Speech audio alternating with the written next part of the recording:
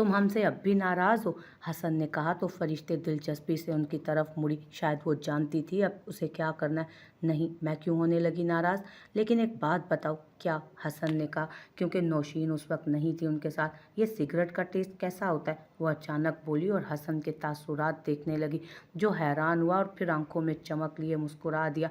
तुम टेस्ट करना चाहोगी?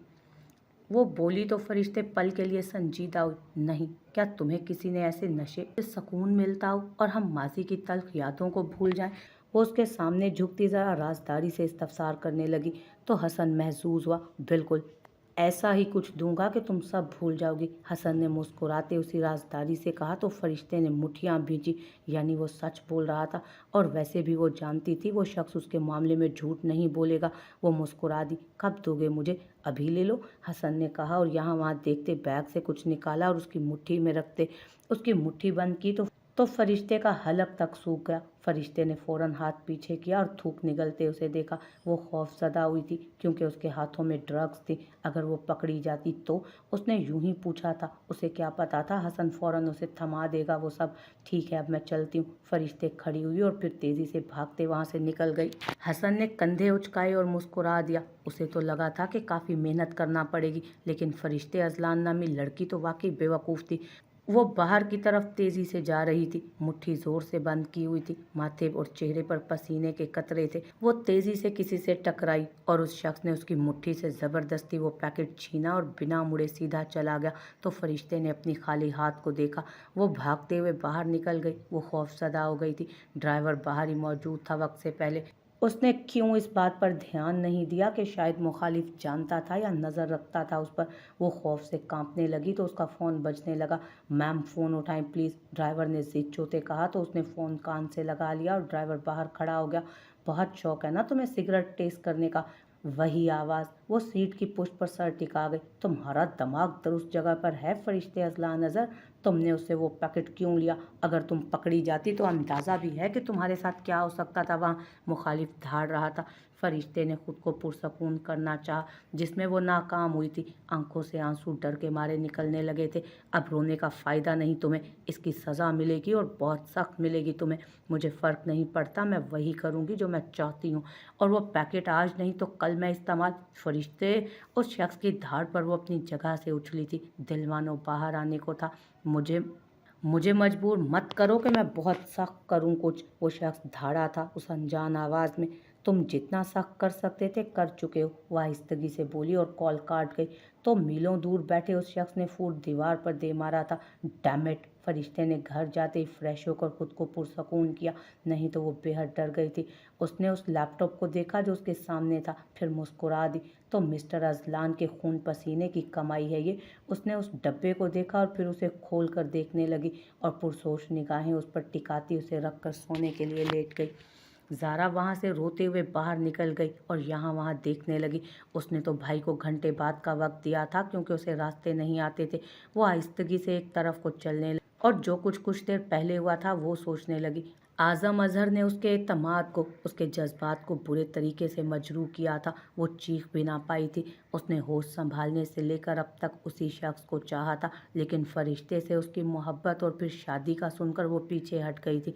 लेकिन जैसे ही उसे अंदाज़ा हुआ कि उसके जाने के बाद फरिश्ते की शादी आज़म के भाई से हो गई है तो वो बहुत खुश हो गई थी। उसे लगा था कुदरत उसे एक और मौका दे रही है उसकी मोहब्बत को पाने का, और इस मौके को वो गंवाना नहीं चाहती थी। यही वजह थी कि उस शख्स की हज़ार बेरुखी के बाद भी वो पीछे नहीं हटी थी। कुदरत ने उसे उसकी मोहब्बत पाने का एक और मौका दिया है और इस मौके को वो गंवाना नहीं चाहती थी। यही वजह थी कि उस शख्स की हज़ार बेरुखी के बाद भी वो पीछे नहीं हटी थी। मोहब्बत से दस्तबरदार होना कहाँ आसान होता है। एक बार वो ये तकलीफ सह चुकी थी और अब की बार वो फिर टूट कर बिखरने लगी थी। उसने मान लिया था आज कि आज़म अजहर उसकी किस्मत में नहीं लिखा गया और जो आपका ना हो उसे ज़बरदस्ती कहाँ अपना बनाया जाता है। वो तेज़ी से चल रही थी जब उसे अपने पीछे कदमों की चाप सुनाई दी। वो तेज़ी से पीछे मुड़ी। दो लड़के थे वो जो उसी को ही देख रहे थे। ज़ारा ने तेज़ी से कदम आगे बढ़ाए। ये कोई सोसाइटी थी जहाँ सन्नाटा था। सपहर में भी हम छोड़ देते हैं। वो लड़का उसके साथ कदम से कदम मिलाकर बोला, बकवास मत करो, नहीं तो वो हाल करूंगी कि याद रखोगे। ज़ारा ने वापस अपने कदम उस रेस्टोरेंट की तरफ बढ़ाए कि वहीं रुककर भाई का इंतज़ार करे। कहाँ वापस जा रही हो? हमारे साथ चलो ना। एक लड़के ने आगे बढ़ते उसकी कलाई थामी तो ज़ारा ने गुस्से से मुड़ते उसके चेहरे पर अपना हाथ जड़ दिया, जिसकी आवाज़ करीब से गुजरते लोगों ने भी सुनी थी। वो लड़का जैसे थप्पड़ पड़ा उसके करीब बढ़ा तो ज़ारा को अपनी गलती का एहसास हुआ। वो रेस्टोरेंट से कुछ ही दूर थी। उस लड़के ने ज़ारा का दुपट्टा खींचा जो फट गया था आधा, लेकिन इससे पहले ही कोई शख्स उन्हें धक्का दे चुका था। ज़ारा ने आज़म की पुश्त देखी तो साइड पर हो गई।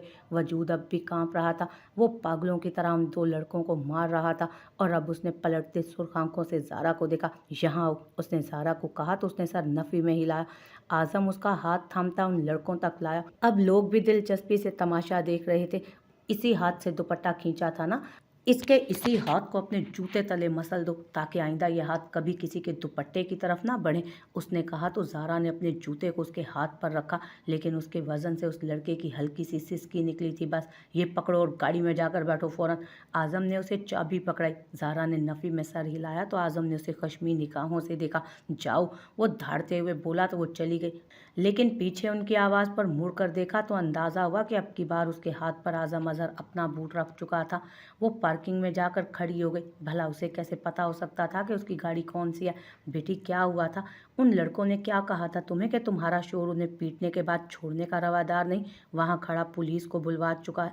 पुलिस को बुलवाओ, चिल्ला रहे थे वो लोग। उस औरत ने जो अपनी गाड़ी लेने आई थी उससे पूछा। आज़म तेजी से उनकी तरफ आया और उसे बाहर ही खड़े देख मजीद तैश में आया। तुम्हें मैंने क्या कहा था?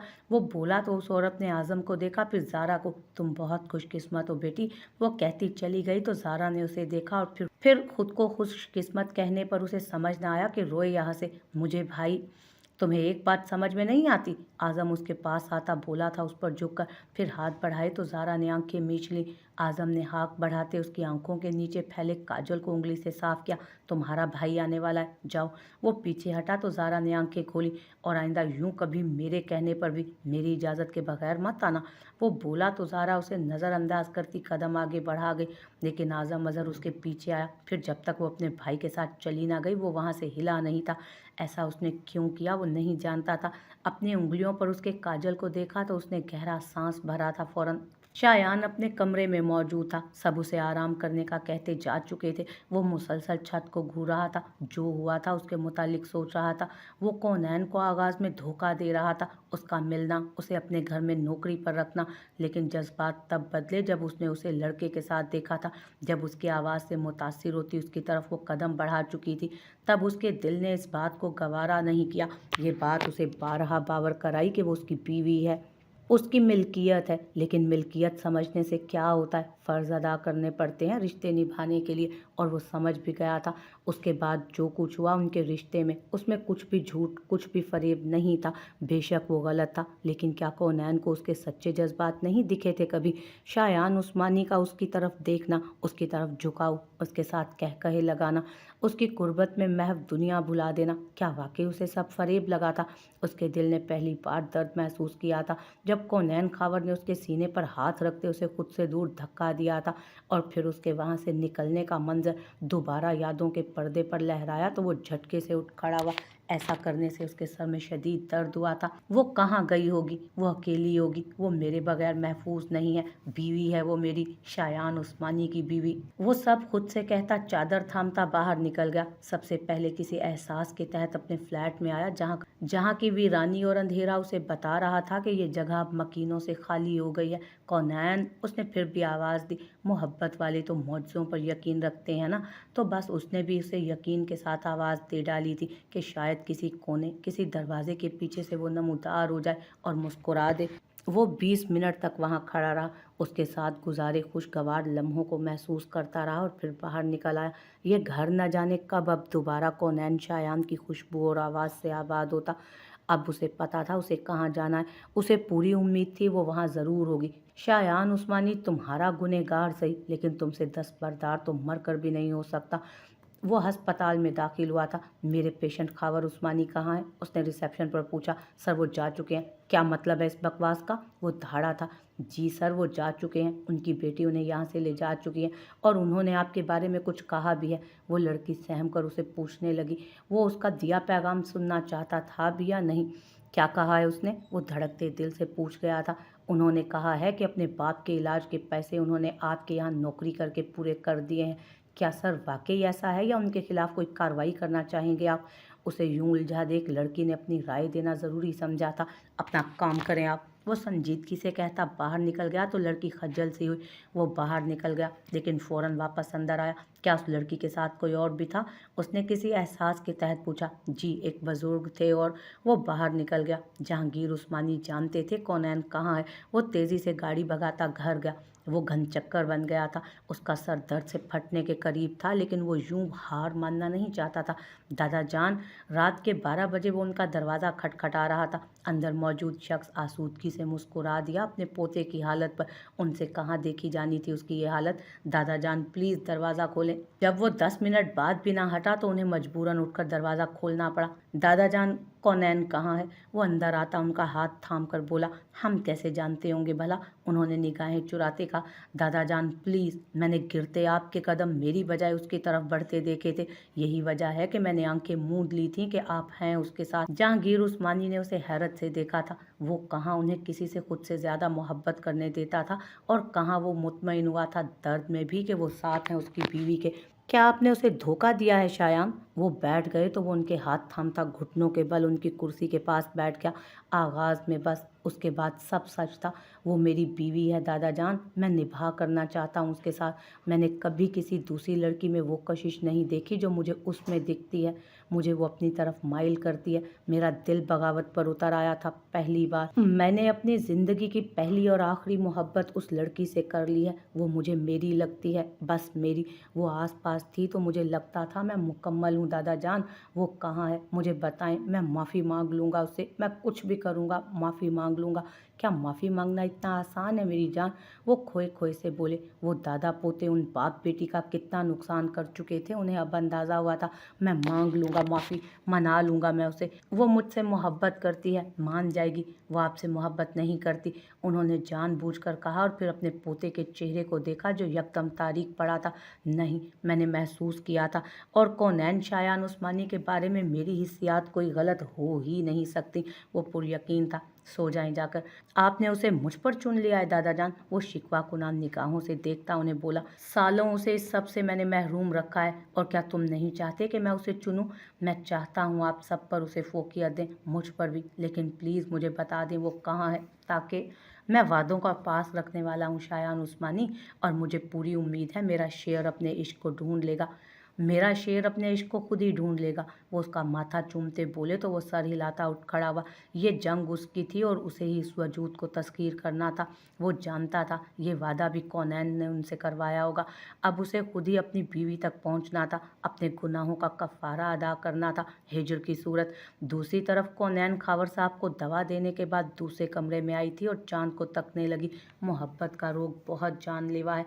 आपको सांस लेने में भी तकलीफ़ महसूस होती है हिजर में, और हम मौजज़ों की उम्मीद में ज़िंदगी गुजार देते हैं। कोई इस अज़ियत को नहीं समझ सकता। आप बेबस होते हैं जब आपका दिल किसी के लिए बारहा बगावत कर जाए, जिसके लिए आप सब भूल जाएं, जिसके लिए आप चांद को देखते सारी रात दुआओं में गुजार दें। अज़ियत नाक है इस इख्तिताम पर सोच के साथ जीना कि वो शख्स जिस पर सांसों की रफ्तार उथल पुथल हो जाती है वो आपके नसीब में आएगा भी या नहीं। इस खौफ के साथ जीना और जीते जाने का मफ़हूम सिर्फ वही समझ सकता है जिस पर हर सांस के साथ उस शख्स की चाह की दुआ हो। औरत को इतना बेज़रर क्यों बनाया गया है मर्द की नज़र में? सवाल उसने खुद से किया था, लेकिन कोई नहीं था उसे ये जवाब देने वाला कि वो मर्द भी इतनी ही अजियत में था उसे खोकर। घंटों सड़क की खाक छानता आया था वो, और अब भी खड़ा कहीं सिगरेट फूंक रहा था। शायान उस्मानी, एक दिन मैं आपको मयस्सर आ जाऊंगी, लेकिन आपकी इस सज़ा की मुद्दत पूरी हो जाने के बाद। उसके दिल से आवाज़ आई तो वो उसे झुठलाती पल में आसमान से निगाहें हटा गई। और अगर इस सज़ा में उसने दोबारा मिलन की उम्मीद छोड़ दी तो उसके अपने ही अक्स ने उससे सवाल किया, तो मैं समझूंगी कि मोहब्बत नाम ही वक्ती जज्बात का है। उसने खुद को मुतमईन करना चाहा। अब बस देखना ये था कि शायान उस्मानी उसे कितने वक्त में ढूंढ निकालता था। क्या तुम्हें उस पर तरस नहीं आता? अक्स ने सवाल किया। क्या उसे तरस आया था मुझे धुतकारते हुए, वो भी अपने खानदान भर के सामने? उसके जहन के पर्दों पर साइमा नकवी का वजूद उतर आया। वो जल्द अपने बाप से उस औरत के मुतालिक बाज पुरस करने वाली थी। अगली सुबह उसका फ़ोन मुसलसल बज रहा था। उसने कसमसाते फ़ोन उठाया और बंद कर दिया, इस बात से अनजान कि क्या क़यामत टूट पड़ी है उस पर। 10 बजे उसकी आंख खुली तो उसने हैरानगी से घड़ी को देखा। आज वो यूनिवर्सिटी भी नहीं गई थी। उसने फ़ोन उठाया और ऑन किया, जहाँ व्हाट्सएप भरा पड़ा था बेशुमार मैसेजेस और कॉल से। उफ, ऐसा क्या हो गया? उसने स्टेटस चेक किए तो धर आसमान उसके सर पर गिरा था। ये उसकी कल की तस्वीर थी, हसन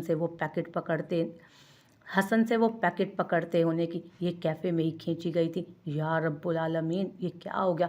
उसे नहीं पता था कि ये सब इतना भयानक रूप इख्तियार कर लेगा। उसने कॉल लॉग चेक की, लेकिन आज वहाँ उस शख्स की एक भी कॉल नहीं थी। तो क्या उसे नहीं पता था जो वो हो रहा था? उसका दिमाग दर्द से फटने लगा था।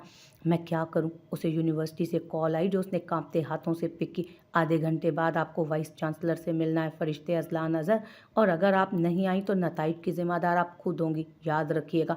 उसे बताकर कॉल काट दी गई। उसका वजूद जलजलों की जद में था। अब क्या होना था? उसकी डिग्री कैंसिल कर दी जाती और यूनिवर्सिटी से निकालने के साथ साथ उस पर मुकदमा अलग किया जाता। उसके हाथ पांव सुन हो रहे थे।